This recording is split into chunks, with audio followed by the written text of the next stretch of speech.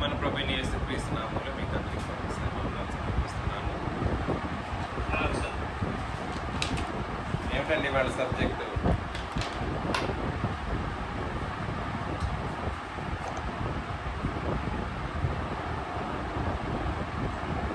అది పార్ట్ 6 అన్నమాట. వాస్తవానికి పార్ట్ 6 ఈ బుధవారం చేసిందాల్సి ఉంది. అయితే కొన్ని అనివార్య కారణాల వలన మారిపోయిందన్నమాట.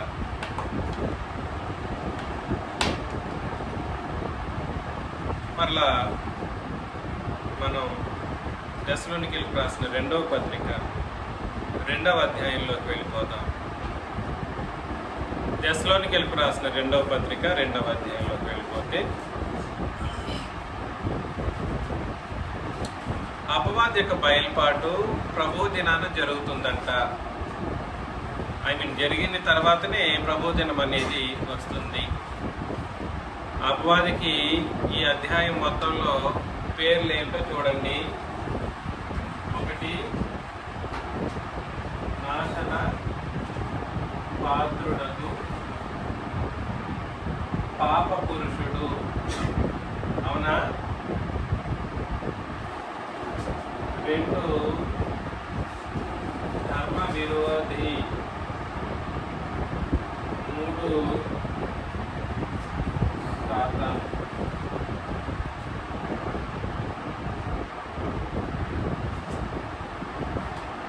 అర్థమవుతుంది కదండి? ఈ 3 పేర్లు ఎక్కువగా మనం చదువుతాం. ఇంకొకటి, అబద్ధాన్ని నమ్మిన వాళ్ళకి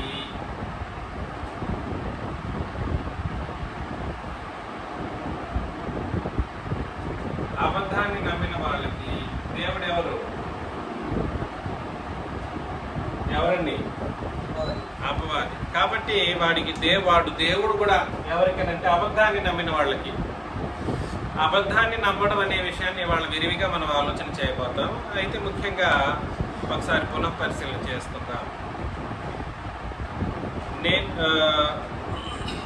ఏది దేవుడు అనుకోండి, 4వ వచనం, ఏది పూజింపబడునో దానినంతటిని ఎదిరించుచు దానికంతటికి పైగా వాడు తను తాన్ని హెచ్చించుకొనుచు తాను దేవుడినని తను కనపరుచుకొనుచు. కాబట్టి వాడు ఎలా కనపరుచుకుంటాడండి? ఎలా కనపరుచుకుంటాడు అపవాది? తానే దేవుడినని తను కనపరుచుకుంటాడు. దేవుని ఆలయంలో సహితం కూర్చుంటాడు. దేవుని ఆలయం అంటే మనం అనుకుంటున్న మన దేవుని ఆలయంలో కాదు, కానీ దేవుని ఆలయం అని మనుషులు భ్రమించి అబద్ధాన్ని నమ్మి కూర్చుంటారు. చూడండి, మేము దేవుణ్ణి ఆరాధన చేస్తున్నాము, క్రీస్తును ఆరాధన చేస్తున్నామని అబద్ధాన్ని బట్టి జరిగిస్తారు. చూడండి, ఆ దేవుని ఆలయంలో వీడెళ్ళి కూర్చుంటాడు అనమాట. ఏం చేయడానికి? పూజింపబడ్డానికి. ఏది దేవుడు అనబడను, ఏది పూజింపబడను, వీడు దేవుడిగా వెళ్ళి కూర్చుంటున్నందుకు అక్కడ పూజను లేదా ఆరాధన అంగీకరించేది ఎవరు అని అంటే ఎవరండి? అందుకని నేనేం చెప్పడానికి ప్రయత్నం చేస్తున్నానంటే,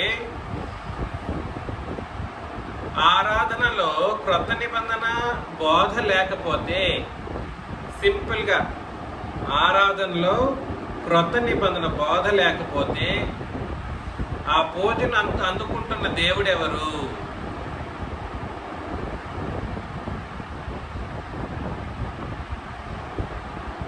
ఎవరు చెప్పండి?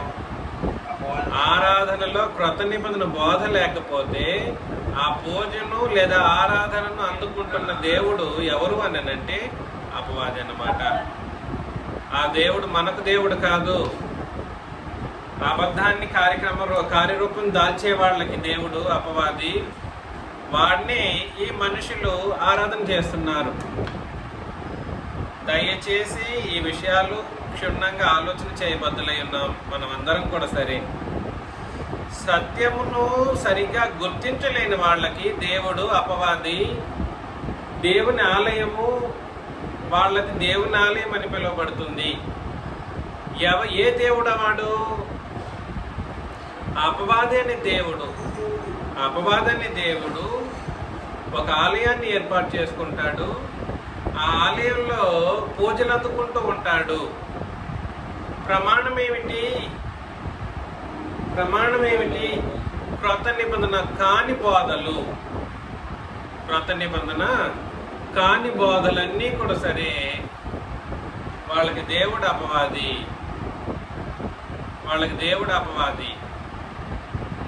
వాళ్ళ ఆరాధన అపవాదిని ఆరాధిస్తున్నారు వాళ్ళు. ఎంత సింప్లిఫైడ్గా ఇక్కడ చెప్పేశాడో చూస్తున్నాం. ఈరోజు మన సంఘం తప్ప మిగిలిన వాళ్ళందరూ కూడా సరే ఆదివారం అనుకొని కూర్చుని ఆరాధించే ప్రతి ఒక్కరూ కూడా సరే క్రొత్త నిబంధన బోధ కాకుండా పాత క్రొత్త నిబంధనలు కలిపి దుర్నీతికి సంబంధించినటువంటి బోధలను చేసేవాళ్ళు. దుర్నీతి బోధలు చేసేవాళ్ళు, నీతి బోధలు కాదు, ధర్మ విరోధ బోధలు చేసే ప్రతి వాళ్ళు తండ్రిని ఆరాధన చేస్తున్నాం అనుకునే వాళ్ళైతేనేమి, క్రీస్తుని ఆరాధన చేస్తున్నాం అనుకునే వాళ్ళనేమి, తండ్రి క్రీస్తు ఇరువురిని ఆరాధించే వాళ్ళు అనుకుంటున్నారేమో కానీ అక్కడ కూర్చుంటున్న దేవుడు ఎవడనంటే అపవాది అన్నమాట. ఈ విషయాన్ని మనం చాలా తీవ్రముగా ఆలోచన చేయబద్దులమై ఉన్నాం. ఎన్ని లక్షల రూపాయలు, ఎన్ని కోట్ల రూపాయలు ఖర్చు పెట్టి ఈ అపవాదిని ఆరాధించే ఒక తప్పుడు కార్యక్రమాలు జరుగుతున్నాయో. 5వ వచనం, నేనింకను మీ వద్ద ఉన్నప్పుడు ఈ సంగతులను మీతో చెప్పినది మీకు జ్ఞాపకము లేదా? ఆలోచన చేయండి. దేవుని సంగతులను చెప్పినప్పుడు జ్ఞాపకం ఉంచుకోవడం సంఘములో ఉన్న ప్రతి సహోదరుని యొక్క, సహోదరి యొక్క, సంఘములో ఉన్న ప్రతి పిల్లల యొక్క కర్తవ్యం, ప్రథమ కర్తవ్యం. ఏంటిదండి అది? ఏంటి ప్రథమ కర్తవ్యం? కర్తవ్యం ఏమిటి? అపోస్తలులు బోధించిన సంగతులను జ్ఞాపకములో ఉంచుకోవటం. అపోస్తలుల బోధను జ్ఞాపకములో ఉంచుకోవడం అన్నది ప్రథమ కర్తవ్యం. సహోదరియే కావచ్చు, సహోదరుడే కావచ్చు, కుటుంబమే కావచ్చు, చిన్న బిడ్డలే కావచ్చు, వయసైన సహోదరులు కావచ్చు, ఎవరైనా కూడా సరే వయసు అయితే నాకు జ్ఞాపకం ఉండదు అని చేతులెత్తేయడానికి ఇక్కడ అవకాశం లేదు.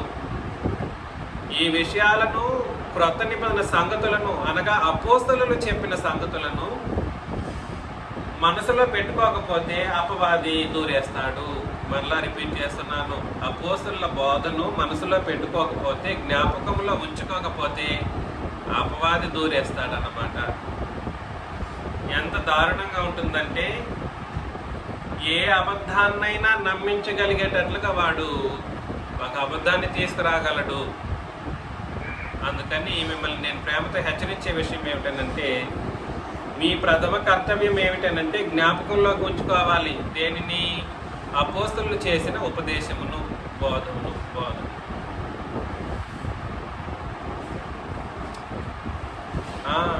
ఏముందిలే ఆయన చెప్పినట్టే చెప్పాలా అన్నాడు అనుకోండి. ఏముందిలే అక్కడ ఉన్నదే చెప్పాలా? వచనాన్ని గుర్తుపెట్టుకోవాలా? ఇంకేం గుర్తుపెట్టుకోవడానికి కూర్చుంటున్నావు? దేనికని కూర్చుంటున్నావు? ఇక్కడ గుర్తు పెట్టుకోకపోతే ఇంక దేనికి వరకు ఇక్కడ కూర్చోవడం? పాటించకపోతే ఇంకెందుకు ఇక్కడ? నేను అదే చెప్పేది. నేను మీతో చెప్పినది జ్ఞాపకం లేదా? మీకు జ్ఞాపకం లేదా? లేకపోతే చాలా జాగ్రత్తగా కాగా వాడు తన సొంత కాలమందు బయలుపరచబడవలనని వానిని అడ్డగించినది ఏదో అది మీరు ఎరుగుతారు. జ్ఞాపకం ఉంచుకుంటే మీరు ఎరుగుతారు. అది అడ్డగించేది ఏది? అడ్డగించినది ఏది? అపోస్తలుల బోధ లేదా క్రొత్త నిబంధన బోధ. వాడెవరు? వాడి నుండి వాడెవడు? తన సొంత కాలమంతా బయలుపరచబడవలనని వానిని అడ్డగించినది వాడెవడు? అపవాది అపవాది తనకంటూ ఒక ప్రత్యేకమైనటువంటి కాలం ఉంది. ఆ కాలం అందు వాడు బయలుపరచబడేంత వరకు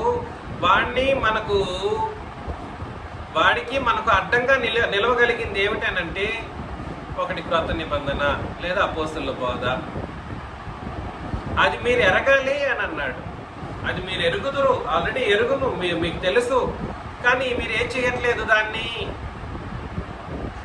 జ్ఞాపకం ఉంచుకోవట్లేదు అని అన్నాడు అన్నమాట. ఇక్కడ జ్ఞాపకం ఉంచుకోకపోవడం ఎవరి తప్పు?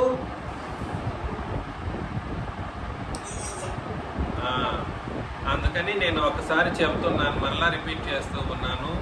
ఒక సబ్జెక్ట్ని ఈరోజు నేను డీల్ చేశానంటే దాన్ని పదే పదే వినండి, జ్ఞాపకం ఉంచుకోవడానికి ఆయన ప్రయత్నం చేయండి. అంతకు మించిన పనులు ఏమున్నాయి వయసు అయిన వాళ్ళకి? ముఖ్యంగా వయసు అయిన వాళ్ళు, రిటైర్డ్ అయినటువంటి సహోదరులు, ప్రియులైన వారు, పరిపక్వ జీవితాన్ని కొనసాగించవలసిన వాళ్ళు 100 సార్లు కూడా వినొచ్చు. చెప్పింది ఒక పదాన్ని మరొక పదంతో ఎలా మాట్లాడగలిగామో అట్లే మాట్లాడడానికి ఆయన ప్రయత్నం కూడా చేయొచ్చు. కానీ మన వాళ్ళు ఏం చేస్తుంటారో మనకు తెలియాలి. మనకు తెలియదు. కానీ వ్యక్తిగతంగా ఇబ్బందులు ఇక్కట్లు ఉంటే దాని విషయంలో నేనేం చెప్పడానికి లేదు. కానీ లేఖన భాగాల్ని జ్ఞాపకం ఉంచుకోవటం, ఎరగడం అనేది మన ప్రథమ కర్తవ్యం. అది మాత్రం ఏం చేస్తుందన్నంట అంటే అపవాదు నుండి మనల్ని ఏం చేస్తుంది? అడ్డుకుంటుంది. అందుకే జ్ఞాపకంలోకి ఉంచుకొని బాగా ఎరిగి జ్ఞాపకంలోకి ఉంచుకోకపోతే వాడు లాక్కెళ్ళిపోతాడు. అడ్డం ఉండదు కదా. వస్తాడు, చూస్తాడు, వ్యక్తిని చూస్తాడు. వ్యక్తిని చూసినప్పటికీ వీడిని ఎలా పడగొట్టాలా చూస్తాడు. మన మనసులో మన నిబంధనను బట్టి మనం భూమి మీద బ్రతికిన వాళ్ళమైతే వీడు క్రొత్త నిబంధనలో ఉన్నాడండి, మనం పట్టుకోలేము, మనం పట్టలేము, ఆ నిబంధన అడ్డు వస్తుంది అనమాట మనల్ని పట్టకుండా.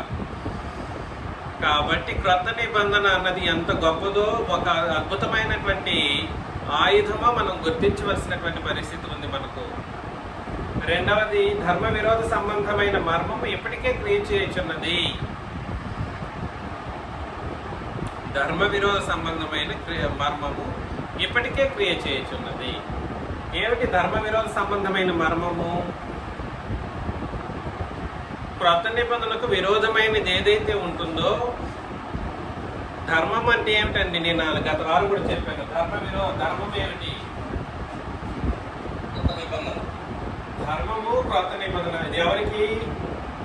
సంఘానికి, లేదా సర్వలోకము కూడా దీన్ని బట్టి ఇది చేయాలి. ప్రథమంగా సంఘానికి, సెకండరీగా సర్వలోకానికి. ధర్మ విరోధం ఏంటి? క్రొత్త నిబంధన కానిది ఏదైనా కూడా సరే, అందులో పాత నిబంధన కావచ్చు, లేదా ధర్మశాస్త్రం కావచ్చు. గత వారం ఆలోచించినప్పుడు 2వ తిమోతికి రాసిన పత్రిక 1వ అధ్యాయంలో కూడా చదివాము ధర్మ విరోధ సంబంధమైన విషయాల గురించి. ధర్మ విరోధం ఏమిటో కూడా కొన్ని పరిశీలన చేశాము. అది ముఖ్యంగా అది వాళ్ళకి ఏ నిబంధన శ్రేష్టమైనదంట? ధర్మ విరోధులకు ఏ నిబంధన ఉత్తమమైనది? ధర్మశాస్త్రం ఉత్తమమైనది, పాత నిబంధన ఉత్తమమైనది. కాబట్టి క్రొత్త నిబంధనను వ్యతిరేకించే వాళ్ళందరూ కూడా సరే పాత నిబంధన ప్రకారం బ్రతకడానికి ఇష్టపడతారంటే అది ఎలాగనంటే సున్నతి చేయించుకోవాల్సిన అవసరం లేదు. ఎలాగా? పాత నిబంధనలోనేనండి, లేదా క్రొత్త నిబంధనలో కూడా సరే, లేదా మధ్య మార్కులో యోహాను సువార్తల్లో కూడా సరే, ధర్మశాస్త్రాన్ని, వాస్తవ ధర్మశాస్త్రాన్ని ఆత్మ సంబంధమైన దానిగాను, ఉత్తమమైన దానిగాను దేవుడు చూశారు. ఒరిజినల్ ధర్మశాస్త్రం ఏదైతే ఉందో అది ఆత్మ సంబంధమైనది. దాన్ని మానవ జాతి ఎలా మార్చుకున్నారు అని అంటే, ఇశ్రాయేలీలు ఎలా మార్చుకున్నారు? శారీరక సంబంధమైనటువంటి ఆచారాలుగా మార్చేశారు. అందుకని ఆ ధర్మశాస్త్రం ఏదైతే ఉందో మేము సున్నతి చేసుకోవాల్సిన అవసరం లేదు. అదేవిధంగా యెరూషలేముకి వెళ్ళి అక్కడ కూర్చొని ఆరాధన చేయాల్సిన అవసరం లేదు. అందులోనున్న విశ్వాసపు క్రియలు ఏవైతే ఉన్నాయో, ఎందులోనున్న విశ్వాసపు క్రియలు, ధర్మశాస్త్రంలో ఉన్న విశ్వాసపు క్రియలు ఏవైతే ఉన్నాయో వాటిని పాటించడానికి ఆయన ప్రయత్నం చేసినా కూడా సరే, వాళ్ళు దేన్ని పాటించడానికి ఆయన ప్రయత్నం చేస్తున్నారని అర్థం. ధర్మశాస్త్రంలో నీతి ఉంది చూడండి. ఒక పాత నిబంధన భక్తుల గురించి మాట్లాడుతూ అందులో నీతిని వెతికి, మనం కూడా ఇలా ఉండాలని ఆ నీతిని బట్టి ఉపదేశం చేస్తారు చూడండి. వాళ్ళు దేన్ని పాటించడానికి ఆయన ప్రయత్నం చేస్తున్నారని అర్థం. నీతిని, విశ్వాసమును, అందులోని విలువలు ఏవైతే ఉన్నాయో, మోరల్ వాల్యూస్ ఏవైతే ఉన్నాయో వాటిని సహితం ప్రకటించడానికి ఆయన ప్రయత్నం చేస్తూ, అలాగే జీవించడానికి ఆయన ప్రయత్నం చేసే వాళ్ళందరూ కూడా సరే ధర్మశాస్త్రాన్ని ఆత్మ సంబంధంగా నెరవేర్చిన వాళ్ళగా ఉంటారు. అలాగ ఉండే వాళ్ళు ఎవరైనా కూడా సరే, ఎవరండి వాళ్ళు? ఇక్కడ చెప్పండి. ధర్మ విరోధులు. స్త్రీలు మాట్లాడకూడదు. ఎవరు వాళ్ళు? ధర్మ విరోధులు.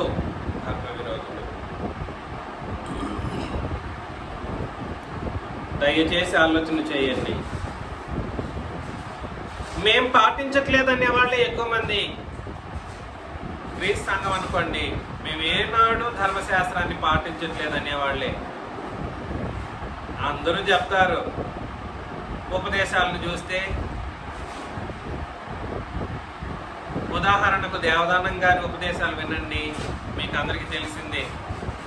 ఆయనకు ఉపదేశాలు చూశారనుకోండి, పాత నిబంధన లేకపోతే ఏం కుదరదు. ఆయన ఉపదేశాలకు ఒక ముగింపు అంటూ ఉండదన్నమాట.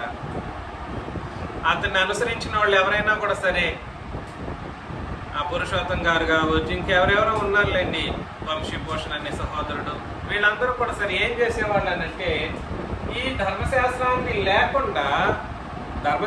లేకుండా ఉపదేశం అనేది చేయట్లేదు.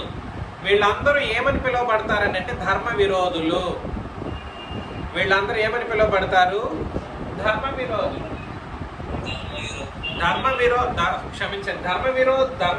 సంబంధమైన క్రియలు చేసిన వాళ్ళు.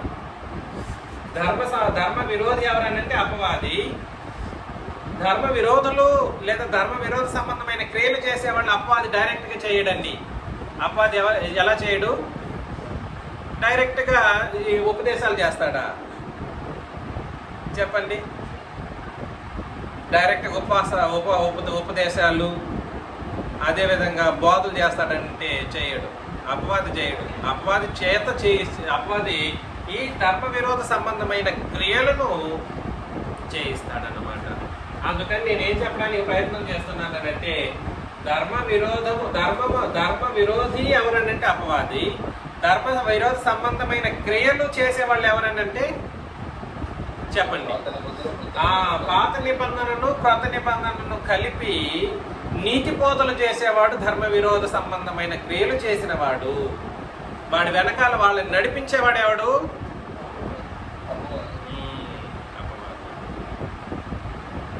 ఏమన్నా అర్థమైందా? ధర్మ విరోధి ఎవరు అని అంటే అపవాది.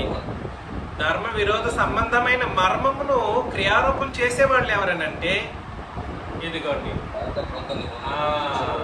ధర్మశాస్త్రాన్ని ఆత్మ సంబంధంగా నెరవేర్చడానికైన ప్రయత్నం చేసేవాళ్ళు. క్రొత్త నిబంధనలో ధర్మ విరోధ సంబంధమైన క్రియలను ఎలా చేస్తారంటే, కొత్త నిబంధన కానిది అని అంటే ఇది ఒక మాట మాత్రమే కాదు, పాత నిబంధనలు కలిపేవాళ్ళు ఇందులో అబద్ధాన్ని కూడా కలుపుతుంటారన్నమాట. అబద్ధాన్ని కలుపుతూ ఉంటారు.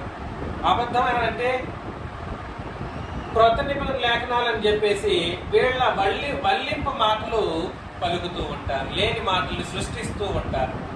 ఉదాహరణకు లేని మాటలను సృష్టించడం అంటే ఏమిటనంటే, యేసు ప్రభు దేవుడే కానీ నాకు దేవుడు కాదు. ఎలాగా? అట్లా ఎక్కడుంది బైబిల్లో వచనం? ఏంటండి, వింటున్నారా? రమేష్ గారు, ప్రమిళ గారు, అబద్ధాన్ని సృష్టించడం అంటే ఎట్లాగో ఒకసారి చెప్తున్నాను. యేసు ప్రభు దేవుడే, కానీ నాకు దేవుడు కాదు. ఎట్లుంది? ఎక్కడుంది వచనం? వచనం ఎక్కడుంది? ఎక్కడ? మనకు మహాదేవుడు అని యేసు ప్రభువుని గురించి చెప్పడం జరిగింది. మనకు మహాదేవుడు అంట చెప్పాడు వచనం. మనకు అనే మాట లేదు అంటాడు తిరిగి. లేదని ఎవడు చెప్పాడు? ఉన్నాయి, ఎన్ని వచనాలను చూపించమంటాను. ఇంకొక ఉదాహరణ చెప్తున్నా. యేసు ప్రభు ఆరాధనకు పాత్రుడే, కానీ ఆయన ఆరాధన కోరలేదంట. యేసు ప్రభు ఆరాధనకు పాత్రుడే, కానీ ఆయన ఆరాధనను కోరలేదు. ఎక్కడుంది వచనం? ఎక్కడా లేదు. ఇంకొకడు అంటాడు, ఇంకో మాట, యేసు ప్రభు అంట ప్రధాన యాజకత్వాన్ని ఈరోజు నెరవేరుస్తూ ఉన్నాడంట. ఇంతకంటే అబద్ధం ఇంకొకటి ఏమీ లేదు. యేసు ప్రభు అంట తన ప్రధాన యాజక ధర్మాన్ని నేటికి నెరవేరుస్తున్నాడంట. అంతకంటే అబద్ధం ఇంకేమన్నా ఉందా? ఉందా? అబద్ధం. అందుకని ధర్మ విరోధులు ఎవరెవరు ధర్మ విరోధి అపవాది ధర్మ విరోధ సంబంధమైన క్రియలు ఏమిటంటే, ఇవి క్రియలు క్రొత్త నిబంధన కానిది ఏదైనా కూడా సరే, క్రొత్త నిబంధన కానిది ఏదైనా ధర్మ విరోధ సంబంధమైన క్రియలు జరిగించే కార్యక్రమం. అందులో ఒకటి ధర్మశాస్త్రాన్ని కలిపి దాన్ని ఆత్మ సంబంధంగా అందులోని నీతిని విశ్వాసాన్ని వెంటాడటం. రెండు, అబద్ధాన్ని అందులో కలపడం. ఇలా చాలా చాలా లేఖన భాగాలు మనం చూడొచ్చు. లౌకిక వాదాన్ని కలపడం, లోకపు విషయాలను క్రొత్త నిబంధన కలిపి మాట్లాడటం. ఏదేదో ఉపదేశం చేస్తామంటారు. ఒక న్యూస్ పేపర్లో న్యూస్ ఏదన్నా అయిందంటే, నిన్న ఒకటి జరిగిందనుకోండి, ఇవాళ ఉపదేశంలో వచ్చేస్తూ ఉంటుంది. అది క్రొత్త నిబంధన కానిది అది. అందుకని ధర్మ విరోధ సంబంధమైన క్రియలు చేసేవాళ్ళు వాళ్ళని నడిపించి వెనకాలండి నడిపించిన వ్యక్తి ఎవరంటే ధర్మ విరోధి. వీళ్ళందరూ కూడా సరే ధర్మ విరోధ సంబంధమైన మర్మములను క్రియారూపం దాల్చిన వాళ్ళు. కాబట్టి ధర్మ విరోధ సంబంధమైన మర్మము ఇప్పటికే క్రియ చేయుచున్నది, కానీ ఇది వరకు అడ్డగించుచున్న వాడు మన మధ్య నుండి తీసివేయబడి వరకు అడ్డగించును. ఇది వరకు అడ్డగించుచున్నవాడు ఎవరు? పరిశుద్ధాత్ముడు. ఆయన మనల్ని ఏం చేస్తుంటారంటే వీళ్ళ నుండి అడ్డుకుంటూ ఉంటాడు. ఇది చూడండి, నేను అది రాస్తాను.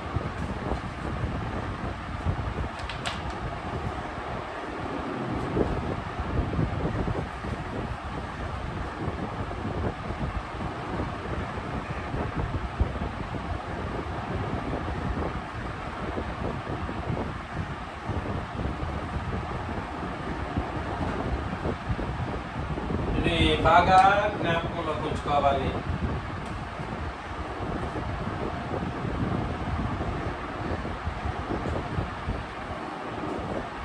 ధర్మ విరోధి ఎవరండి?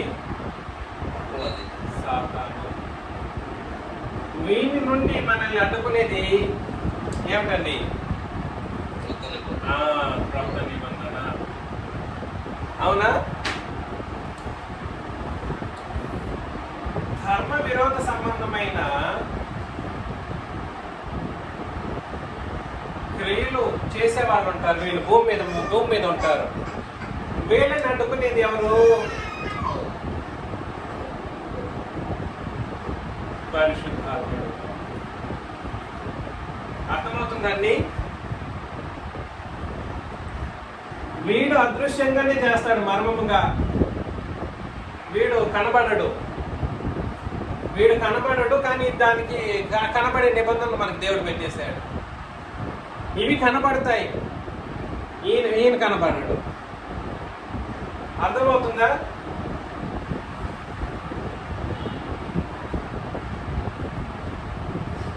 ధర్మ విరోధి ఎవరనంటే దీన్ని ధర్మ విరోధి సాతాను నుండి అడ్డుకునేది ఏదంటే క్రొత్త నిబంధన. ధర్మ విరోధ సంబంధమైన క్రియలను చేసే వారి దగ్గర నుండి మనల్ని అడ్డుకునేది ఏమిటి ఎవరనంటే పరిశుద్ధాత్ముడు. అంటే అర్థం ఏమిటంటే మీరు ఎట్టి పరిస్థితులలోనూ అబద్ధం వైపు మీరు నడవరు అని దాని అర్థం. ఎట్టి పరిస్థితుల్లోనూ అబద్ధం వైపు అనగా ధర్మ విరోధి వైపు కానీ ధర్మ విరోధ సంబంధమైన క్రియలు చేసే వాళ్ళ వైపు కానీ తిరగకూడదు. తిరగరు. అంత పటిష్టమైనటువంటి సెక్యూరిటీని మనకు దేవుడు ఏర్పాటు చేసి పెట్టేశారు. ఇది మనం గుర్తించాల్సినటువంటి అవసరం ఉంది. చూడండి, ఈ ధర్మ విరోధ సంబంధమైన మర్మము ఇప్పటికే క్రియ చేయుచున్నది కానీ ఇది వరకు అడ్డగించుచున్నవాడు మధ్య నుండి తీసివేయబడి వరకే అడ్డగించును. ఈయన అడ్డగిస్తూ ఉంటాడు, ఈ క్రొత్త నిబంధన కూడా అడ్డగిస్తూ ఉంటుంది. ఈయన తీసివేయబడతాడు, పరిశుద్ధాత్ముడు భూమి మీద నుండి తీసివేయబడతాడు. అప్పుడేం జరుగుతుంది? అప్పుడు ఆ ధర్మ విరోధి బయలుపరచబడును. వీడి యొక్క రూపం తెలిసి వస్తుంది. నేను చెప్పాను కదండి, 3 ముఖ్యమైనటువంటి కార్యాలు జరుగుతాయి. ఏమేమిటి? ప్రభు దినాన జరిగే 3 ముఖ్యమైన కార్యాలు. ప్రభు దినాన జరిగే 3 ముఖ్యమైన కార్యాలు ఏమిటి? అపవాది యొక్క బయలుపాటు, పరిశుద్ధాత్మ తొలగించబడటం, ప్రభువైన క్రీస్తు యేసు యొక్క రాకడ. ప్రభువైన క్రీస్తు యేసు యొక్క రాకడ. అప్పుడు ఆ ధర్మ విరోధి బయలుపరచబడును. ప్రభువైన యేసు తన నోటి ఊపిరి చేత వారిని సంహరించి తన ఆగమన ప్రకాశము చేత నాశనం చేయును. తన ఆగమన ప్రకాశం చేత నాశనము చేస్తాడు. ఊపిరి చేతనే సంహరిస్తాడు, ఆగమన ప్రకాశం చేత నాశనం చేస్తాడు. ఇక్కడ మాటలు అర్థం చేసుకోవాలి. సంహారణ, సాతాను సంహారం.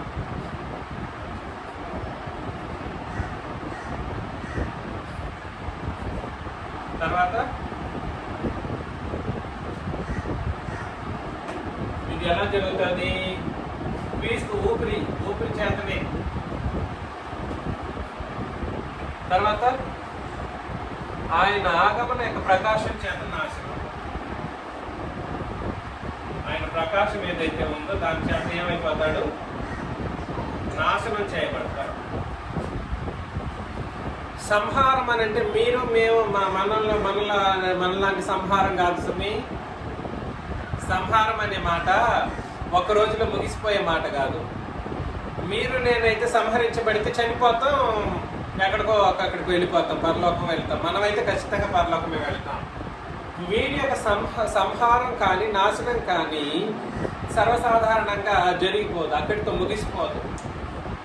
అపవాది లేదా సాతానిక సంహరణ లేదా నాశనము ఒక రోజులో ముగిసిపోయేది కాదు. సంహరించబడ్డం అన్నంత మాత్రాన, నాశనం చేయబడును అన్నంత మాత్రాన వీడు అదృశ్యమైపోడు. వీడు ఓటమిని చెవి చూడటంతో పాటుగా తీసుకెళ్లి నరకములో పడవేసి ఒక కార్యక్రమాన్ని సంహారము మరియు నాశనం అని అన్నాడు. అందుకని మీరు కూడా క్రొత్త నిబంధనను అంగీకరించిన వాళ్ళు కూడా ఏం పేరు పెట్టాడు చెప్పండి? అంగీకరించిన వాళ్ళకి. క్రొత్త నిబంధనను అంగీకరించిన వాళ్ళు ఎక్కడికి వెళ్ళిపోతారు? నిత్య నాశనం అనే దండంలోనికి వెళతారంట. అదే 2వ దశలోనికీయులో 1వ అధ్యాయం 6వ వచనం, 6-7.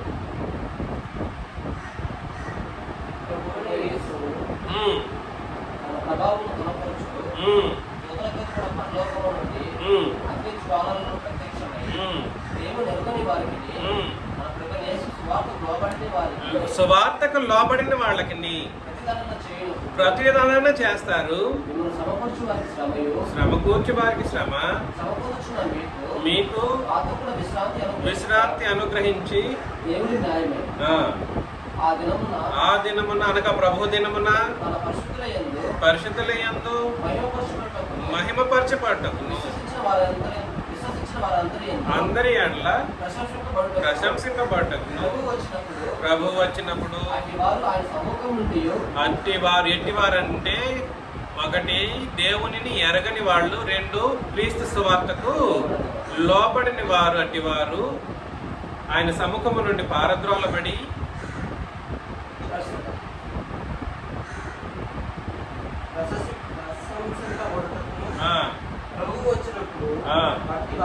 అట్టివారు ప్రభావమందలి మహిమ నుండి పారద్రోలబడి నిత్య నాశనము. ఇక్కడ చూడండి, నాశనం అంటే ఒక రోజులో అయిపోయేది కాదు. ఇక్కడ దీనికి మేము మరొక పేరు అక్కడ క్లియర్ చేసేసాడు. ఏమిటంటే అది నిత్య నాశనం. It won't happen in one single go. ఒక్కసారి అయిపోదు, జరిగిపోదు. It is an everlasting destruction. శాశ్వత నాశనం అన్నమాట. అర్థమవుతుందా? ఇవన్నీ కూడా సరే. సాతాను ఒక ఆత్మ సంబంధమైన విరోధి. సాతాను ఎటువంటి వాడు? ఆత్మ సంబంధమైన విరోధి. వాడిని సంహరించడం అని అంటే వాడి యొక్క శక్తులు, వాడి యొక్క ప్రభావాలని తీసివేయడం. సంహరించడం అంటే ఎలాగా? వాడికి శక్తి లేకుండా నిర్వీర్యమైనటువంటి ఒక వ్యక్తిగా మార్చివేయడం, వాడిని సంహరించటం అంటే. అర్థమవుతుందా? రెండవది నాశనం చేయడం అని అంటే ఎట్లాగా? వాడు ఎక్కడికి వెళ్ళిపోవాలి? నిత్య నాశనం అనే దండంలోకి వెళ్ళిపోవాలి. నాశనం చేయడం అని అంటే ఒక రోజులో వాడిని ఊదించేసి ఏమీ లేకుండా చేసే ఒక కార్యక్రమం గురించి కాదు అక్కడ చెబుతున్నది. అపవాది యొక్క ముగింపు అంత దారుణంగా ఉంటుంది. కనీసం సువార్తకు నిన్నటి దినాన మన సహోదరులు కొంతమంది సువార్తకు వెళ్ళారు. కనీసం నేను చెప్పిన సువార్తను కూడా సరే, నేను చెప్పిన సువార్తను విని అర్థం చేసుకున్నా కూడా సరే, లోబడని కఠిన హృదయులైనటువంటి మనుషులు లేకపోలేదు. అర్థం చేసుకున్నారు, బాగా అర్థమయ్యింది. తీరా చూస్తే మేము ఇదే విన్నామంటాడు. మళ్ళా బోధించిన వాళ్ళు ఎవరు? బోధించిన వాళ్ళు కాదులేండి. బోధించిన వాళ్ళది ఏం పని? నా విశ్వాసం కరెక్ట్. ఎలాగా? బోధించిన వాళ్ళది ఏముంది? నా విశ్వాసం కరెక్ట్.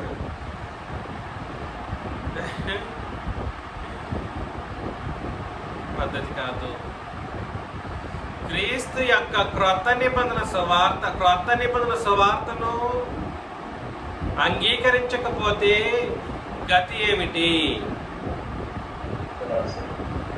నిత్య నాశనమనే ప్రతిదండన. దేవుణ్ణి ఎరిగావా? ఎలా ఎరిగావు? దేవుణ్ణి ఎరగడం అంటే ఏమిటి? ఇవన్నీ తెలుసుకోకుండా సువార్తను వినేశానంటే నీకు చెప్పినవాడు ఎవడు? నీకు విశ్వాసాన్ని కల్పించిన వాడెవడు? నిబంధన విషయాన్ని నేనే బయట పెట్టాను ఈ తరానికి. నిబంధన విషయాలను బయటికి తీసుకొచ్చిన వ్యక్తిని నేను. నన్ను కాక ఎవడు తీసుకొచ్చాడు? ఎవడు లేదు. అందుకని ఆలోచన చేయండి. అపవాది యొక్క సంహరణ అంటే అక్కడితో ముగిసిపోదు సుమి. అపవాది సంహారము అంటే అర్థం ఏమిటనంటే వాడికి ఉన్నటువంటి శక్తి సామర్థ్యాలను ఏం చేస్తారు? యేసు ప్రభు లేకుండా ఊపిరి చేత ఊదేస్తారన్నమాట. అదేవిధంగా ఆయనకు ప్రకాశం చేత ఏం చేస్తారు? యేసు ప్రభు నాశనం చేస్తారు. నాశనం చేయడం అంటే అర్థం ఏమిటి? ఏంటండి? నిత్య నాశనం అని దండంలోకి పంపించటం, అనగా నరకంలోకి పంపించటం. నేను ఎందుకు నోటి ఊపిరి చేత వాడిని సంహరించి అనే మాటను, శక్తి సామర్థ్యాలను తొలగించడం అని అన్నానో కింద వచనాలు చదివితే మనకు అర్థమవుతుంది. 9 నశించుచున్నవారు తాము రక్షింపబడుటకే. వీళ్ళు నశించుచున్నవారు, ఈ క్రియలు చేసే వాళ్ళు ఎవరైతే ఉన్నారో వీళ్ళకి మరొక పేరు ఏమిటండి? ఏ క్రియలు? నశించుచున్నవారు అని అంటారు వీళ్ళని. తాము రక్షింపబడుటకై సత్య విషయమైన ప్రేమను అవలంబింపకపోయిరి. ఏంటండి ఇక్కడ సత్య విషయమైన ప్రేమ అనంటే రెండు ముఖ్యమైనటువంటి కార్యాన్ని సూచిస్తుంది, రెండు ముఖ్యమైన విషయాలను సూచిస్తాయి. రాసుకోవచ్చు. సత్య విషయమైన ప్రేమ ఈజ్ ఈక్వల్ టు నంబర్ 1 సువార్త, నంబర్ 2 రక్షణ,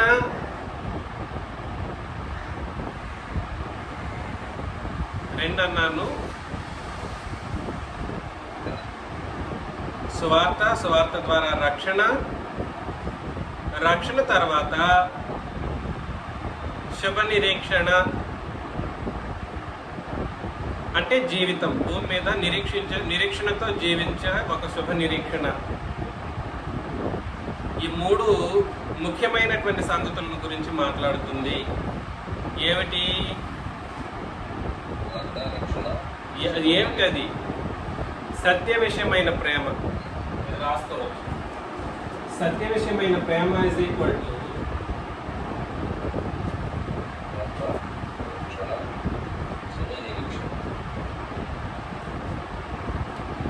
ప్రథమమైనది సువార్త,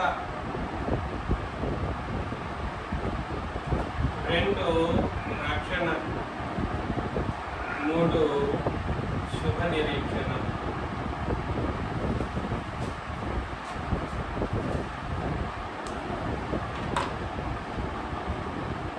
ఈ సత్య విషయమైన ప్రేమను అవలంబించడం అంటే అర్థం ఏమిటనంటే సువార్తను విన్నప్పుడు దాన్ని అంగీకరించి క్రియారూపం చేయాలి.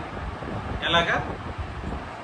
సువార్తను అంగీకరించి దాన్ని ఎలా చేయాలి? క్రియారూపం చేయాలి. క్రియారూపమే ఎలా చేస్తారు? బాప్తిసం తీసుకోవడం ద్వారా రక్షించబడతారు. అక్కడితో ఆగిపోకూడదు. నిరీక్షణతో భూమి మీద బ్రతకాలి. శుభ నిరీక్షణతో ఏం చేయాలి? శుభ నిరీక్షణతో భూమి మీద ఏం చేయాలి? భూమి మీద బ్రతకాలి. మరలా చదువుతున్నాను చూడండి. నశించుచున్న వారు తాము రక్షింపబడుటకై, అది రాశాడు, రక్షింపబడుటకై సత్య విషయమైన ప్రేమను అవలంబింపకపోయిరి అంటే అర్థమేమిటి? సువార్తను చెబుతున్నప్పుడు రక్షింపబడేటువంటి ఒక కార్యక్రమం ఒకటి ఉందనే విషయాన్ని గుర్తించాలి ఇమ్మీడియట్ గా. సువార్తను ప్రతినిబంధన సువార్తను చెప్పినప్పుడు యథార్థవంతులు ఏం చేయగలరంటే, అయ్యో నేను ఇంతవరకు ఈ సువార్తను వినలేదు కదా, నేనేం చేయాలి? నెక్స్ట్ స్టెప్ ఏమిటి? రక్షణ పొందుకోవటం. నువ్వు విన్నది క్రొత్త నిబంధన సువార్త కాదని అంటే ఖచ్చితంగా నీకేం అవసరం అని అంటే ఏం అవసరం? రక్షణ అవసరం. రక్షణ అవసరం. నశించుచున్న వారు తాము రక్షింపబడుటకై సత్య విషయమైన ప్రేమను అవలంబింపకపోయేది కనుక వారి రాక అబద్ధ విషయమైన సమస్త బలముతోనూ, వారి అని అన్నాడు, వాణి అని ఒక వర్జన్లోను, వారి అని మరొక వర్జన్లోను ఉంది. రెండు రైటే. వారి రాక అబద్ధ విషయమైన సమస్త బలముతోనూ. ఎవరు వారు అనంటే ఎవరనంటే ఈ వాణి రాకంటే ధర్మ విరోధి అపవాదక రాక కూడా ఉంటాను అనుకోవచ్చు. ధర్మ విరోధ క్రియలు చేసేవాళ్ళు వారు. వారి రాక అబద్ధ విషయమైన సమస్త బలముతోనూ, నానా విధములైన సూచక క్రియలతోనూ, మహత్కార్యములతోనూ, దుర్నీతిని పొట్టించే సమస్త మోసముతోనూ నశించుచున్న వారిలో సాతాను కనపరచు బలమును అనుసరించి ఉండును. బలము, శక్తి. మరలా నేను రిపీట్ చేస్తున్నాను. నోటి ఊపిరి చేత సంహరించి అని అంటే అర్థం ఏమిటనంటే అప్పటి వరకు వాడు ఏం కలిగి ఉంటాడని అర్థం. శక్తి సామర్థ్యాలు కలిగి ఉంటాడు.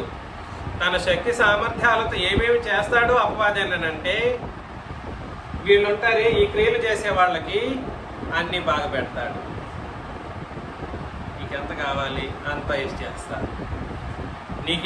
ఎన్ని ఎకరాలు కావాలో అన్ని ఎకరాలు ఇస్తాను. నీకేదైనా అద్భుతం చేసి చూపెట్టాలా? చూపిస్తాను. నీకు శక్తి సామర్థ్యాలు కావాలా, నేను ఇస్తాను అని వీడు సాతాను కనపరిచి బలమును అనుసరించి ఈ అబద్ధ బోధలు చేసే వాళ్ళు ఎవరైతే ఉంటారో వీళ్ళకి అన్ని విధాలుగా సపోర్ట్ చేస్తాడనమాట. అమెరికా నుండి డబ్బులు కావాలా, ఎంత కావాలి? నెలకు 10 లక్షలు. ఎట్లాగా? నెలకు 10 లక్షలు. వస్తా వచ్చేటట్లు నేను ఏర్పాటు చేస్తానంటాడు. అలాగా దుర్నీతిని పుట్టించు సమస్త మోసముతోనూ నశించుచున్న వారిలో సాతాను కనపరిచిన బలమును అనుసరించుంటాడు. కాకపోతే అవన్నీ కూడా దేనికి సంబంధించింది?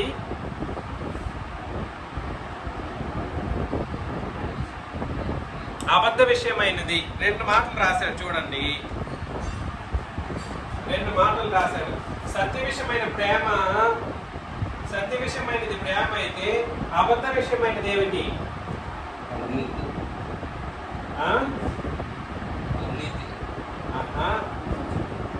అక్కడ అన్ని చెప్పేశాడు. అబద్ధ విషయమైనవి ఎన్ని చెప్పాడు? అబద్ధ విషయమైన సమస్త బలము, సమస్త బలము, తర్వాత సూచక క్రియలు, మహత్కార్యాలు. ఇది మామూలుగా మానవులు చేయలేరు కానీ వీడు చేయిస్తాడనమాట. మానవులకి అంత శక్తి లేదు, ఉందా? మనుషులకి లేదు సుమి, కానీ వీడు చేయిస్తాడు. అదేవిధంగా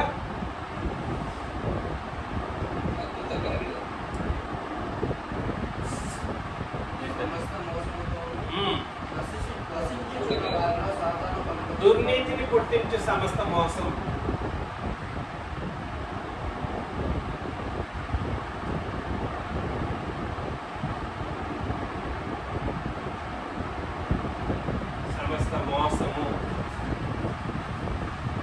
ఇవన్నీ చేయించి వాడేం చేస్తాడు? సత్యాన్ని ఇంకెన్నటికీ వీళ్ళు నమ్మకూడదు. ఏం చేయకూడదు? సత్యమును నమ్మక దుర్నీతి అంత అభిలాష గలవారందరూ నమ్మకూడదని తన బలాన్ని చూపిస్తూ ఉంటాడు. ఇవన్నీ అబద్ధ విషయమైనవి. ఇవన్నీ కూడా ఎటువంటివి? అబద్ధ విషయమైనవి. నెక్స్ట్ వచనంలో, ఇందుచేత సత్యమును నమ్మక దుర్నీతి యందు అభిలాష గల వారు అందరూ శిక్షా విధి పొందుటకై అబద్ధమును నమ్మునట్లు మోసము చేయ శక్తిని కూడా దేవుడు వారికి పంపుతాడంట. వీళ్ళు ఈ బోధలు చేసే ధర్మ విరోధ సంబంధమైన క్రియలు చేయటానికి ఆయన బోధలు చేసే వాళ్ళకి 2 యొక్క శక్తి సామర్థ్యాలు ఉంటాయి. ఎవరివి? ఒకటి అపవాది. వాడు ఎందుకు చేస్తాడు? అపవాది ఎందుకు చేస్తాడు అలాగా?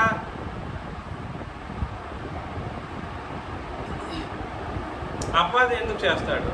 అబద్ధాన్ని నమ్మాలని వాడు చేస్తాడు. అబద్ధాన్ని నమ్మనట్లు వాడు చేస్తాడు. అదేవిధంగా సత్యాన్ని నమ్మక దుర్నీతి అంత అభిలాష గల వారందరూ శిక్షావిధి పొందుటకు దేవుడు ఏం చేస్తాడంటే, అబద్ధాన్ని నమ్ముకోరా నాయన, దేన్ని నమ్ముకో? నేను సత్యం చెప్పినప్పుడు నువ్వు నమ్మలేదు. నువ్వు నమ్మింది ఏమిటి? అబద్ధాన్ని నమ్మి నువ్వు అట్లే పో. కాకపోతే నీకేమిస్తాను? ఏమిస్తాడు? శిక్షావిధి పొందుటకై. శిక్షావిధి ఈక్వల్ టు ఏమిటండి? నిత్య నాశనం. దీన్నే శిక్షావిధి అని కూడా అంటారు. క్రీస్తు నందున్న వారికి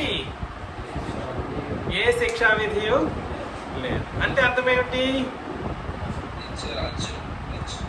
క్రొత్త నిబంధనలో ఉన్న వాళ్ళకి అని అర్థం. క్రీస్తునందు ఉన్న వాళ్ళంటే ఏమని అర్థం? క్రొత్త నిబంధనలో ఉన్న వాళ్ళకి ఏమి లేదు అని అంటే ఏమి లేదు, శిక్షావిధి ఖచ్చితంగా లేదు. క్షమాపణలు ఉన్నాయి వాళ్ళకి. ఇది మనకు అర్థం కాకపోతే చాలా దారుణంగా ఉంటుంది పరిస్థితి. తర్వాత, ప్రభు వల్ల ప్రేమింపబడిన సహోదరులారా, ఆత్మ మిమ్మల్ని పరిశుద్ధపరచడం వలనను. మనల్ని ఎవరు పరిశుద్ధపరుస్తారు? ఒక తండ్రి, ప్రభుని యేసుక్రీస్తేనా? ఆయన ఆయన కూడా మనల్ని ఏం చేస్తారంటే పరిశుద్ధపరుస్తాడు. మీరు సత్యమును నమ్ముట వలనను. దేన్ని? సత్యాన్ని నమ్ముట వలనను. రక్షణ పొందుటకు దేవుడు ఆది నుండి మిమ్మల్ని ఏర్పరచుకొని గనుక మేము మిమ్మల్ని బట్టి ఎల్లప్పుడు దేవుని కృతజ్ఞతాస్తుతులు చెల్లింపబద్ధులమై ఉన్నాం. కాబట్టి సహోదరులు, మీ విషయంలో ఒకరికొకరు సత్యాన్ని నమ్మి రక్షణ పొందిన వారి విషయంలో తండ్రికి ఏం చెల్లించాలి? కృతజ్ఞతాస్తుతులు చెల్లింపబద్ధులమై ఉన్నాం. కాకపోతే కండిషన్ ఏమిటి? దేన్ని బట్టి బాప్తిస్మము రక్షణ పొందాలి? సత్యాన్ని నమ్ముట వలన జరగాలి కార్యక్రమం. ఆత్మ పరిశుద్ధపరచడం వలన చెప్పేశాను నేను ఇంతకు ముందే. క్రొత్త నిబంధన సత్యము, పరిశుద్ధాత్మ, వీళ్ళిద్దరూ అడ్డుకోవడం అంటే ఎలా చేస్తారు? వీళ్ళు ఇదే చెప్పేశాడు. ఎలా చెప్పాడు? ఏమని చెప్పాడు? సత్యాన్ని నమ్మడం ద్వారా పరిశుద్ధాత్మ మనల్ని పరిశుద్ధపరుస్తాడు. అదేవిధంగా సత్యం ఏం చేస్తుంది? మనల్ని రక్షించి ముందుకు కొనసాగించేటట్లుగా చేస్తుంది అన్నమాట. ఇద్దరు పేర్లు వచ్చేసాయి ఇక్కడ. ఇద్దరు పేర్లు వచ్చాయా? ఇక్కడ చెప్పాడు మొదటి వచనంలో కూడా మరొకసారి చదివితే, సహోదరులారా, ప్రభు దినం ఇప్పుడే వచ్చి ఉన్నట్టుగా ఆత్మ వలననైనను అని అన్నాడు. ఎవరి వలనండి? ఆత్మ వలన, మాట వలన, మా యొద్ద నుండి వచ్చిన పత్రిక వలన. కాబట్టి అపవాదిని సమర్థవంతంగా ఎదుర్కొనగలిగేటువంటిది ఈ రోజు భూమి మీద మనకు ప్రత్యక్షంగా ఉన్నది. ఒకటి, అపోస్తలుల బోధ అనబడిన క్రొత్త నిబంధన. రెండు, ఎవరండి? పరిశుద్ధాత్ముడు. పరిశుద్ధాత్ముడు. అర్థమవుతుందా? మొదటి వచనంలో చెప్పాడు అడ్డగించు నది అని అన్నాడు, అడ్డగించు వాడు అని అన్నాడు. ఇక్కడ కూడా అదే మాట చెప్తున్నాడు 11, 13వ వచనంలో. ఆత్మ మిమ్మల్ని పరిశుద్ధపరచటం వలన, సత్యము నమ్మటం వలన రక్షణ. అక్కడ చెప్పేశాడు అపోస్తలుల బోధ ఏమిటో. సో అక్కడ బాగా చెప్పబోతున్నాడు నెక్స్ట్ వచనంలో. మీరు ఎలాగూ రక్షింపబడి, ఎలాగూ రక్షింపబడాలి? అక్కడ ఎవడైనా ఈరోజు రక్షింపబడాలంటే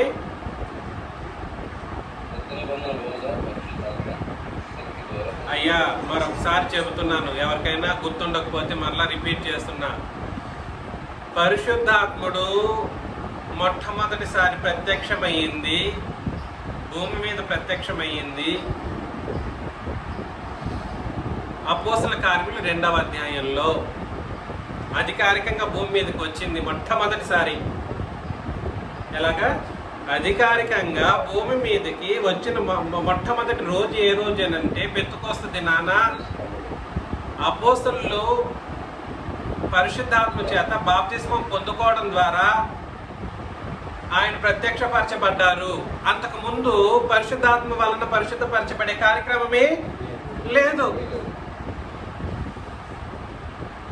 ఆయన భూమి మీదకి రాక మునుపు, అధికారికంగా పంపబడ్డానికి మునుపు ఆయన చేత పరిశుద్ధపరచబడే ఒక కార్యక్రమము జరగలేదు. దీన్ని బట్టి మనం ఏమర్థం చేసుకోవాలి అని అంటే, సిలువ వరకు కూడా సరే పరిశుద్ధాత్మ యొక్క పరిశుద్ధత జరగలేదు. సిలువ వరకు ఏం జరగలేదు? పరిశుద్ధాత్మ పరిశుద్ధపరిచే ఒక కార్యక్రమం జరగలేదు. అదేవిధంగా సత్యమును అనగా క్రొత్త నిబంధన సత్యాన్ని నమ్మడం కూడా జరగలేదు. ఇవాళ మేము బాప్తిస్మం పొంది రక్షించబడ్డామని చెప్పుకునే వాళ్ళకి మత్తయి, మార్కు, లూకా, యోహాను సువార్తలు కూడా సరే అపోస్తలుల బోధగా లేదా పరిశుద్ధాత్మ ఇచ్చినటువంటి క్రొత్త నిబంధనగా ఉన్నట్టుగా మాట్లాడటం, తద్వారా మేము రక్షించబడ్డామని చెప్పుకోవటం. చెప్పిన బోధ అంతా ఏమిటి? పాత నిబంధన, అన్ని కలగొర గొప్ప బోధలు. పరిశుద్ధాత్మ పరిశుద్ధపరచబడే ఒక కార్యక్రమమే 2వ అధ్యాయం నుండి ప్రారంభమైంది. అనగా ఇది నిబంధనకు సంబంధించిందనే కనీస అవగాహన లేని వాళ్ళు మా రక్షణ కరెక్ట్ అని ఎలా చెప్పగలుగుతున్నారో నాకు అర్థం కాని ఒక విషయం అన్నమాట. రక్షణ కరెక్ట్ కాదు సమీ. రక్షణ ఎప్పుడు కరెక్ట్ అవుతుందని అంటే, పరిశుద్ధాత్మ మిమ్మల్ని పరిశుద్ధపరచబడే ఒక కార్యక్రమం దేన్ని బట్టి జరగాలి? క్రొత్త నిబంధనను బట్టి జరగాలి. క్రొత్త నిబంధన, ఇంతకీ క్రొత్త నిబంధన అంటే ఏమిటో తెలియనోడు క్రొత్త నిబంధనని చెప్పినంత మాత్రాన సరిపోతుందా? అక్కడ ఇక్కడ చెప్పాడు, మీరు ఈలాగున రక్షింపబడి, ఒకటి రక్షించబడాలని అంటే పరిశుద్ధాత్మ చేత పరిశుద్ధపరచబడాలి, 2 సత్యమును నమ్మాలి. అలాగ రక్షింపబడి మన ప్రభువైన యేసుక్రీస్తు యొక్క మహిమను పొందవలెనని ఆయన మా సువార్త వలన మిమ్మల్ని పిలిచాడు. ఎవరి సువార్త వలనండి? నన్ను గెలవడం కొరకు. అక్కడ అన్నాడు మత్తయి, మార్కు, లూకా, యోహానుల్లో కూడా సరే అపోస్తలులు అంట సువార్త ప్రకటించుకుంటూ వెళ్ళారంట నన్ను గెలవడం కొరకు. ఎక్కడ వచనం చెప్పు అంటే లేదు. అసలు సువార్త అంటే తెలియనోడు మనం ఏం చేస్తామండి? సువార్త అంటే తెలియనోడిని మనం ఏం చెప్పగలం? అట్లాంటి వాడిని మనం ఏం చెప్పగలం? ఆయన మా సువార్త వల్ల మిమ్మల్ని పిలిచారు. కాబట్టి సహోదరులారా, ఇక్కడ అపోస్తలుల సువార్త లేదా సత్యము లేదా సత్య విషయమైన ప్రేమ, వీటన్నిటికీ ఒక పేరు పెట్టేస్తున్నాము, మనం ఆలోచన చేస్తున్నాం. కాబట్టి సహోదరులారా, నిలకడగా ఉండి, ఎలా ఉండాలి? వచ్చారు, క్రొత్త నిబంధన సంగతులు విన్నారు, బాప్తిసం తీసుకున్నారు. 1 సంవత్సరం అయిందండి, ఇంకంతే నాకు అన్నీ తెలిసిపోయిందని చెప్పేసి వాళ్ళ ఇష్టారాజ్య బోధలు చేసుకోవడం, వాళ్ళ ఇష్టారాజ్యంగా ఆడడం అనేది నేడు జరుగుతూ ఉంది. క్రొత్త నిబంధన సంఘంలోకి వచ్చిన వాళ్ళందరూ కూడా సరే పరలోకం పోరు. ఎక్కడికి పోరు? నిలకడగా ఉండాలి. ఈ మధ్యలో ఇలాంటి నిలకడ లేని కార్యక్రమాలు నేను గమనిస్తూ ఉన్నాను సంఘంలో. I don't care. నేను ఒక్కటేనైనా నేను నడుస్తాను, నాకేం ఇబ్బంది లేదు. నిలకడగా ఉండి మా నోటి మాట వలననైనను మా పత్రిక వలనైనను మీకు బోధింపబడిన విధులను చేపట్టుడి. అబ్బా, అద్భుతమైన మాట ఇది. ఇది ఎలా మీకు వివరించాలో నాకు తెలియట్లేదు. అపోస్తలుల బోధ అనగానేమిటి? అపోస్తలుల బోధ అనగానేమిటి? ఈజ్ ఈక్వల్ టు, రాసుకోండి, అపోస్తలుల బోధ ఈజ్ ఈక్వల్ టు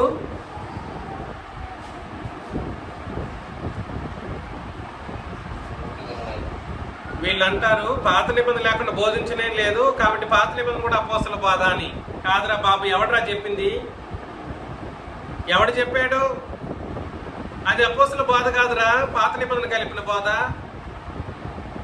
అందుకే తేటగా చెప్పేశాడు, మీకు బోధింపబడిన విధులు ఈజ్ ఈక్వల్ టు లేదా అపోస్తలుల బోధ, దాన్ని విధిగా పాటించవలసింది, చేపట్టవలసినది ఏమిటి అని అంటే అపోస్తలుల బోధ ఈజ్ ఈక్వల్ టు మా నోటి మాటలు ప్లస్ మేము వ్రాసిన పత్రికలు.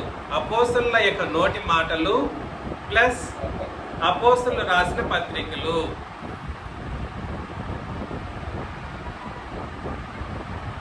అపోస్తలుల బోధ ఈజ్ ఈక్వల్ టు అపోస్తలుల నోటి మాటలు ప్లస్ అపోస్తలులు రాసిన పత్రికలు.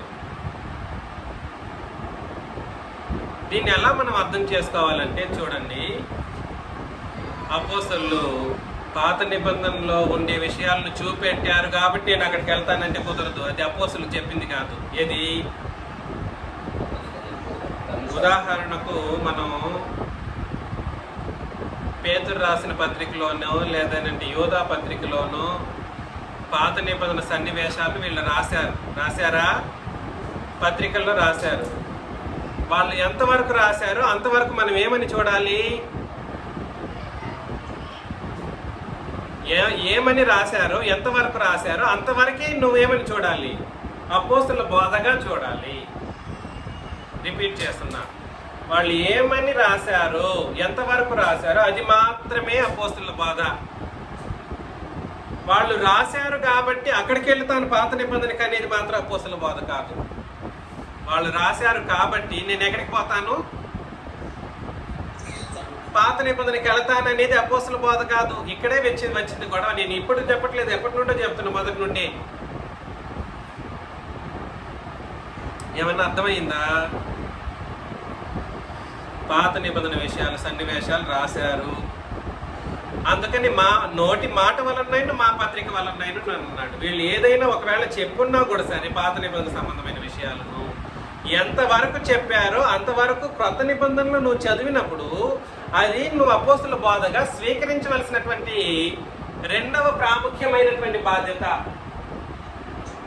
అంతేకాని యోబు గురించి రాసేసాడు, యోబు గురించి రాశాడు కాబట్టి నేను ఎక్కడికి వెళ్తాను, యోబు గ్రంథానికి వెళ్తాను అనేది అపోస్తల బోధ కాదు. ఒక అబ్రహాము గురించి రాశాడు, అబ్రహాము విశ్వాసులకు తండ్రి, లేదా అబ్రహాము గొప్ప విశ్వాసి అనే మాటను మనం చదువుతాం. చదివినప్పుడు అక్కడికి వెళ్తారు, ఆది కాండానికి వెళ్ళారు అనుకోండి, అది అపోస్తల బోధ కాదు. ఇక్కడ అతని గురించి చెప్పింది ఎంతవరకు చెప్పబడిందో అది మాత్రమే అపోస్తల బోధ.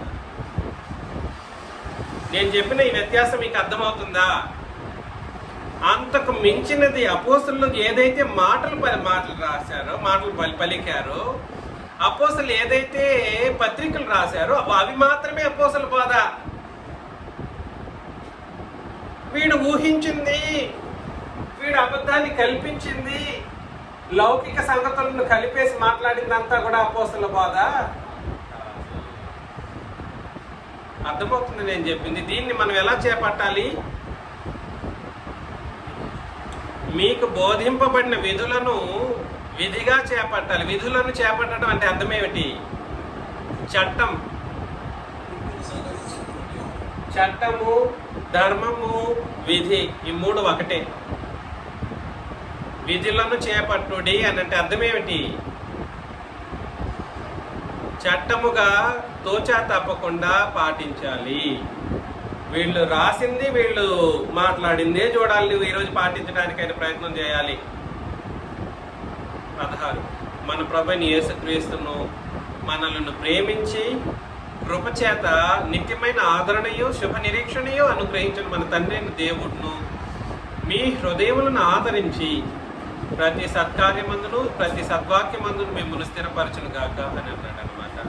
మీ హృదయములను ఆదరించి ప్రతి సత్కార్యమందును ప్రతి సద్వాక్యమందును మిమ్మల్ని ఏం చేస్తాడు? స్థిరపరుస్తాడు. నీకు నిబంధనే తెలియకపోతే సద్వాక్యం ఏమిటో తెలియదు. నిబంధనే తెలియకపోతే నువ్వు చేసే కార్యం సత్కార్యం అనే విషయం కూడా నీకు తెలియదు. నిబంధన తెలిసిన వాళ్ళు నిలకడలేకపోతే అటు ఇటు ఊకులాడిన వాళ్ళు, అటు వెళ్ళిపోవాలని ఆలోచన చేసిన వాళ్ళు లేదా వెళ్ళిన వాళ్ళు స్థిరపరచబడరు. ఎందులో స్థిరపరచబడరు? సత్కార్యమందు సద్వాక్యమందు. సద్వాక్యం ఈజ్ ఈక్వల్ టు క్రొత్త నిబంధన, సత్కార్యం ఈజ్ ఈక్వల్ టు క్రొత్త నిబంధన జీవితం. ప్రతి సద్వాక్యం ఈజ్ ఈక్వల్ టు చెప్పండి క్రొత్త నిబంధన. సత్కార్యం ఈజ్ ఈక్వల్ టు క్రొత్త నిబంధన జీవితము. జీవితం సత్కార్యం. ఈ జీవితమే నీకు సత్కార్యం అన్నమాట. అప్పుడే మనకేం కలుగుతుంది అంటే నిత్యమైన ఆదరణ, కృపచేత నిత్యమైన ఆదరణ, శుభ నిరీక్షణ కలుగుతుందంట. నిత్యమైన ఆదరణయు శుభ నిరీక్షణయు అనుగ్రహించిన మన తండ్రి అయిన దేవుడును మీ హృదయములను ఆదరించి ప్రతి సత్కార్యమందును ప్రతి సద్వాక్యమందును మిమ్మల్ని ఏం చేస్తారు? స్థిరపరుస్తారు. దయచేసి ఆలోచన చేయండి. ఈ విషయాలు మనం మర్చిపోవడానికి వీల్లేదు. భూమి మీద బ్రతికినంత కాలం మన నిబంధన వాక్యానికి అనగా ప్రతి సద్వాక్యానికి ఏముంటది? ప్రతి సత్కార్యం ఉంటుంది. ఏముంటది? సద్వాక్యం ఉంటే సత్కార్యం అంటే ఇది జీవితం అన్నమాట. ఒక వచనం చదివాం, ఆ వచనాన్ని చదివిన తర్వాత దాన్ని క్రియారూపం చేస్తే దాన్ని ఏమంటారు? సత్కార్యం. సద్వాక్యానికి సత్కార్యం ఉంటుంది. అలా ఉంటే మనకు నిత్యమైన ఆదరణ, శుభ నిరీక్షణ కలుగుతుంది. అపవాది నుండి గెలుపు మనకు సంభవిస్తుంది. అపవాది లెక్కలోకే ఉండడు అన్నమాట. మనకు అపవాది లెక్కలో ఉంటాడా? ఉండడు. ఎందుకంటే మీ యొక్క పరిశుద్ధత ఆత్మను గ్రహించిన పరిశుద్ధత, మీరు నమ్మిన సత్యము క్రొత్త నిబంధన సత్యము, ఇంకా క్రీస్తు యేసు యొక్క మహిమను పొందుకోవడం, నిత్యమైనటువంటి ఆదరణను సంపాదించుకోవటం, చివరాఖరికి శుభప్రదమైనటువంటి నిరీక్షణ అనబడిన పరలోకంలోనికి ప్రవేశించడం జరుగుతుంది. అంతవరకు ప్రతి సద్వాక్యం అనబడినటువంటి క్రొత్త నిబంధనను ఏం చేయాలి? సత్క్రియల చేత జరిగించవలసినటువంటి బాధ్యత మనందరికీ ఉందని నన్ను నేను హెచ్చరించుకుంటూ మీకు హెచ్చరిస్తున్నాను. నెక్స్ట్ పార్ట్ 7వ పార్ట్ బహుశా ఈ బుధవారం లేదనంటే ఆదివారం. మీకందరికీ ఇస్తున్నాను.